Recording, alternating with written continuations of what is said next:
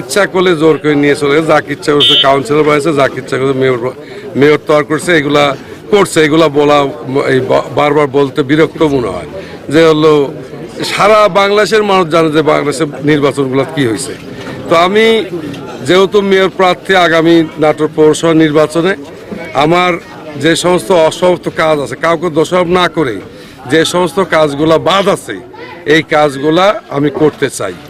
আর সেই কাজ করার লক্ষ্যে আমি মানুষের সাথে মানুষের যেগুলো প্রতিশ্রুতি দিছি নির্বাচনের সময় সেটা দিয়েছি বলতে আমি বলছি রাস্তাঘাট, drain, bridge, culvert, gas line সহ যদি আপনারা দুলু সাহেবকে কেন নির্বাচিত করবেন এই কথাগুলো আমি আবার নিজের থেকে বলছি যে আমাকে কেন নির্বাচিত করবেন। আমাকে নির্বাচিত করবেন এই কারণে রাস্তাঘাট, ড্রেন, ব্রিজ, কালভার্ট সহ যে সমস্ত কাজ অসমাপ্ত রয়েছে, এই যে ছোট ছোট কাজ আপনার হলো পায়ে হাঁটার রাস্তা, এদের বস্তি আমি একসময় রাস্তা করছি, কিন্তু এই মসজিদের সামনে পানি আটকে থাকে, এর ড্রেনের সংস্কারের কোনো ব্যবস্থা নেই, পানির ব্যবস্থা নেই।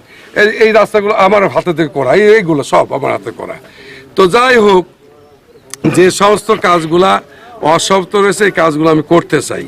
যদি আল্লাহ তাআলা আমাকে যদি সবাই জনগণ মিলে যদি আমাকে নির্বাচিত করে, আমি 11 সালে সারা বাংলাদেশের সবচেয়ে বেশি ভোটের ব্যবধানে মেয়র ছিলাম। আমার মেয়র হওয়া আমি মনে করি সহজ, কিন্তু আমি আমার নির্বাচনে শখটা এরকম আমি যাতে আবার সারা বাংলাদেশ সবচেয়ে বেশি ভোটের ব্যবধানে মেয়র হতে পারি, এটাই আমার শখ।